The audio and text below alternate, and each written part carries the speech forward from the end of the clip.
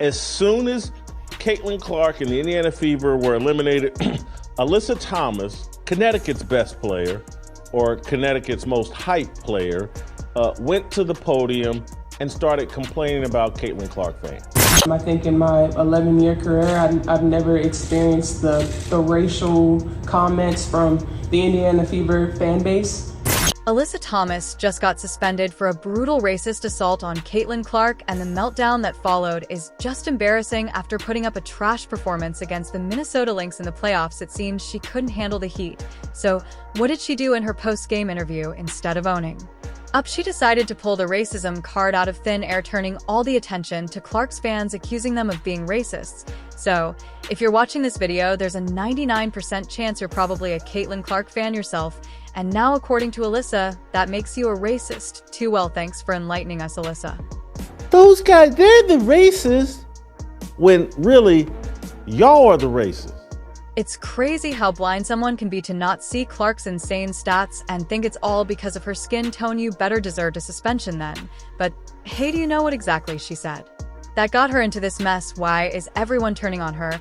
And is there any chance she's going to be forgiven by the league? Let's get into the details real quick. We all know what this really is. It's an attack on Caitlin Clark. Caitlin Clark's the wrong face for this league because her fans are so racist. So the Connecticut Sun just crashed out of the playoffs in the most humiliating way possible, thanks to a brutal smackdown by the Minnesota Lynx in Game 2. And after bombing on the court, Alyssa heads into the post-game interview, already looking like she's about to snap. It's unacceptable, honestly. And there's no place for it. And we've been professional throughout the whole entire thing, but I've never been called the things that I've been called on social media, and there's no place for it. And when a reporter finally dared to mention her performance, it's like a switch flipped. Instead of addressing the elephant in the room, her complete no-show in the playoffs, she instantly goes on the attack, accusing Caitlin Clark's fans of being racists. She didn't say there were just a few trolls online, or that she had a rough time dealing with social media hate. Nope, she went all in, labeling Clark's entire fan base as racists who are out there ruining the mental peace of black players. You know, we come to play basketball for our job and it's fun, but we don't want to go to work every day and have social media blown up over things like that. It's uncalled for, and something needs to be done, whether it's, them checking their fans or this league checking. There's no time for it anymore. It's almost like she'd been sitting on this side idea, waiting for the right moment to unleash it, just hoping someone would ask about her flop of a game, so she could turn the conversation upside down. You could see it on the reporters' faces. They didn't even know how to respond. No one pressed her for details or asked for evidence. Instagram and Twitter, these are choices we make.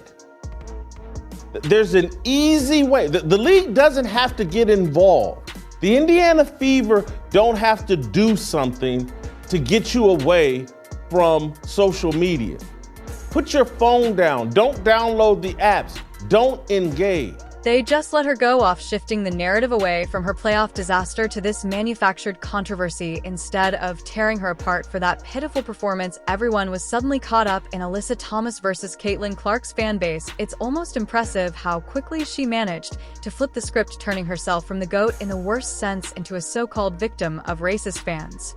They just let her go off, shifting the narrative away from her playoff disaster to this manufactured controversy. Instead of tearing her apart for that pitiful performance, everyone was suddenly caught up in Alyssa Thomas versus Caitlin Clark's fan base. It's almost impressive how quickly she managed to flip the script, turning herself from the GOAT in the worst sense into a so-called victim of racist fans. Well, now they found another victim, the fans of Indiana. Now, I'm going to side a little bit with these idiots. I'm going to side a little bit with Alyssa Thomas, who said she is the latest WNBA woke gas bag to rip Indiana Fever fan over alleged racism, demanding the franchise and league do something about it. What do you want them to do? But you can't help but wonder, was this really just a heat of the moment rant, or was it a calculated move to deflect all the criticism heading her way? Alyssa Thomas came out swinging, claiming that in her entire 11-year career, she's never faced this kind of abuse until this season. And guess who she's pointing fingers at? The Indiana Fever's fan base, the very ones who've been riding the Caitlin Clark hype train ever since her jaw-dropping rookie season kicked off. gives a rat's ass? Seriously. But here's the kicker. Did she bother backing up her claims with, I don't know, a single shred of evidence? Nope, not a chance, no examples, no incidents, not even a vague tweet to lean on. Instead, she went with a blanket accusation, pretty much implying that the entire Fever fan base is out to ruin her mental peace because apparently Caitlin Clark's mere presence in the league is just that toxic nice. Try Alyssa. Caitlin Clark is Kunta Clark. She's the actual slave that everybody else is exploiting for their benefit. Angel Reese included at the top of that list. Now Alyssa Thomas jumps in and says, let me get my piece. But let's talk about the timing here. Why DRO these bombshells right after getting crushed in a high-stakes playoff game? It couldn't be more obvious. She was desperate to change the narrative. She knew the media would be ready to pick her apart for that dismal performance, probably waiting to grill her on why she folded when her team needed her most, or why she let herself get completely outplayed on the biggest stage of the season. So instead of facing the music, she pulls out the ultimate misdirection play, flip the blame onto Caitlin Clark's fans, and hope everyone forgets she even stepped foot on the court that night. If you got people in a room, if you got a bunch of dudes in a room and says, let's fuck up the WNBA, we couldn't have came up a master plan what these women have done. But here's where things get really shady. Thomas wasn't just going after Clark's supporters by calling out Clark's fans. She subtly painted Clark herself as the root of the problem. Think about it. If Clark's influence is bringing out all this negativity, then she's indirectly making Clark look like some sort of villain in this whole mess. DeJounte Carrington, as we've talked about earlier this week, in Game 1, poked Caitlin Clark in the eye intentionally in my view, and in most rational people's view. Your hands don't curl up, you jab people in the eye and you pull your hand back immediately after you've accomplished your goal. Nothing happens to DeJounte Carrington. This isn't really even discussed. She gets questioned about it once. Caitlin Clark gets questioned about it. Caitlin Clark takes the high road. She's not engaging. Hats off to Caitlin Clark. It's a sneaky way to tarnish Clark's image without actually throwing her name into the mud. And let's not forget, this isn't the first time these two have clashed. There was already some bad blood brewing from a previous incident that put them both at the center of controversy. Flashback to August 14th, 2024, during a heated matchup between the Indiana Fever and the Connecticut Sun, Alyssa Thomas decided to set what can only be described as the hardest screen known to mankind on Caitlin Clark. And no, we're not talking about your run-of-the-mill basketball screen. Clark, who's known for zipping around the court like a bolt of lightning, was completely blindsided and hit the floor like a ton of bricks. The impact was brutal. Fans watching live literally gasped, thinking she'd snapped an ankle or something. It was that bad. And what did the refs do? They called an offensive foul on Thomas and then just brushed it off like it was no big deal. No review, no flagrant foul consideration, nothing. The WNBA, because it's a woke league and because it's leaned into people directing their hatred of Caitlin Clark at Caitlin Clark fans. Even some WNBA analysts jumped in, like Diane Terasai, who didn't mince words about how poorly the whole thing was handled. She flat out said Thomas should have been ejected for a play that reckless. But did Clark herself make a big deal out of it? Not a chance. She popped right back up, flashed that trademark grin, and even gave a playful wink to the crowd as if to say, I'm good, and I'm not letting this mess me up. Classic Caitlin move. While everyone else was busy losing their minds over the lack of officiating, she stayed calm, collected, and unbothered. It was a powerful moment, one that just made her fans love her even more. And it comes as a byproduct of, Caitlin, I love you to death, but girl, if you don't work on that defense, you ain't winning no championships.